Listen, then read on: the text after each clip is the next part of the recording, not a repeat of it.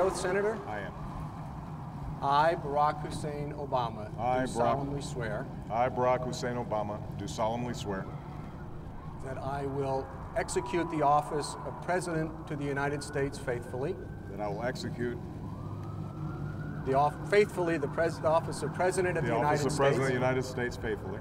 And will, to the best of my ability, preserve, protect, and defend the Constitution of the United States. Preserve, protect, and defend the Constitution of the United States. So help you God? So help me God. Congratulations, Mr. President. All the best wishes, Mr. President.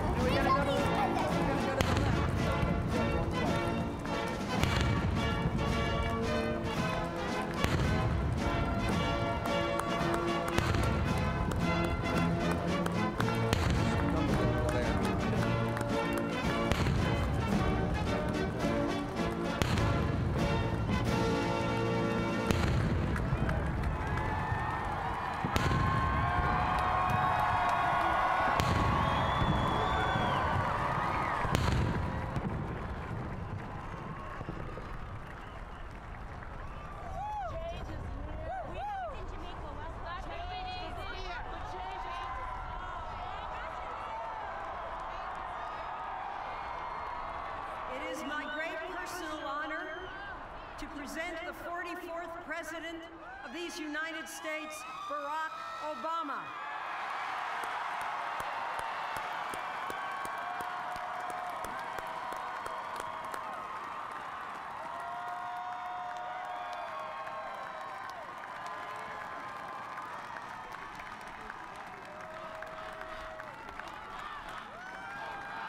Thank you.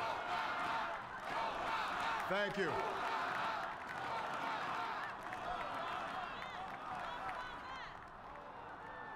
My fellow citizens, I stand here today humbled by the task before us, grateful for the trust you've bestowed, mindful of the sacrifices borne by our ancestors. I thank President Bush for his service to our nation.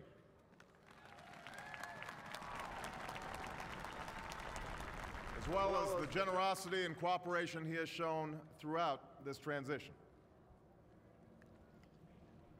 44 Americans have now taken the presidential oath.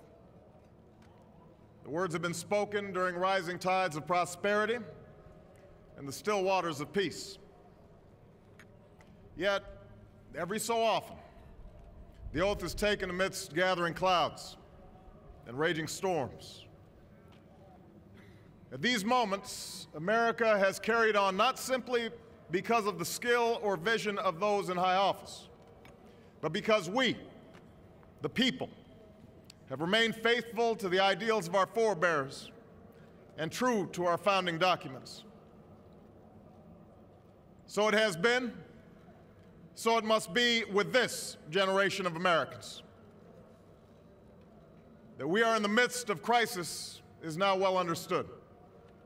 Our nation is at war against a far-reaching network of violence and hatred. Our economy is badly weakened, a consequence of greed and irresponsibility on the part of some, but also our collective failure to make hard choices and prepare the nation for a new age. Homes have been lost, jobs shed, businesses shuttered. Our health care is too costly, our schools fail too many, and each day brings further evidence that the ways we use energy strengthen our adversaries and threaten our planet.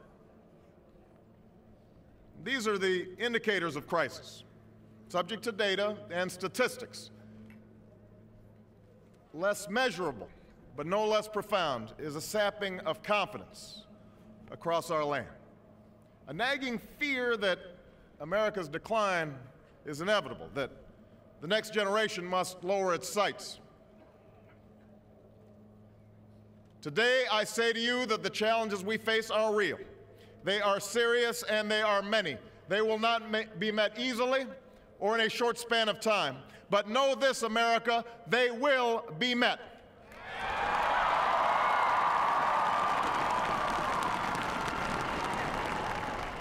On this day, we gather because we have chosen hope over fear, unity of purpose over conflict and discord. On this day, we come to proclaim an end to the petty grievances and false promises, the recriminations and worn-out dogmas that for far too long have strangled our politics. We remain a young nation, but in the words of Scripture, the time has come to set aside childish things. The time has come to reaffirm our enduring spirit, to choose our better history, to carry forward that precious gift, that noble idea passed on from generation to generation, the God-given promise that all are equal, all are free, and all deserve a chance to pursue their full measure of happiness.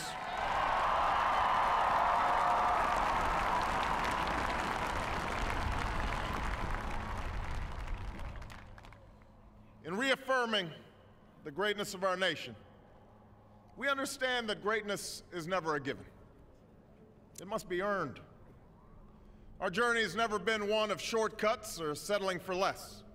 It has not been the path for the faint-hearted, for those who prefer leisure over work or seek only the pleasures of riches and fame. Rather, it has been the risk-takers, the doers, the makers of things, some celebrated, but more often men and women obscure in their labor, who have carried us up the long, rugged path towards prosperity and freedom. For us, they packed up their few worldly possessions and traveled across oceans in search of a new life. For us, they toiled in sweatshops and settled the West, endured the lash of the whip, and plowed the hard earth. For us, they fought and died in places like Concord and Gettysburg, Normandy and Quai San. Time and again, these men and women struggled and sacrificed and worked till their hands were raw so that we might live a better life. They saw America as bigger than the sum of our individual ambitions, greater than all the differences of birth or wealth or faction. This is the journey we continue today. We remain the most prosperous, powerful nation on earth. Our workers are no less productive than when this crisis began. Our minds are no less inventive, our goods and services no less needed than they were last week or last month or last year. Our capacity remains undiminished, but our time of standing pat, of protecting narrow interests and putting off unpleasant decisions, that time has surely passed. Starting today, we must pick ourselves up, dust ourselves off, and begin again the work of remaking America.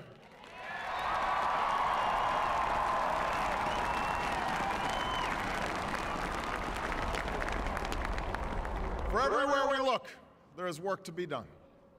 The state of our economy calls for action, bold and swift, and we will act, not only to create new jobs, but to lay a new foundation for growth. We will build the roads and bridges,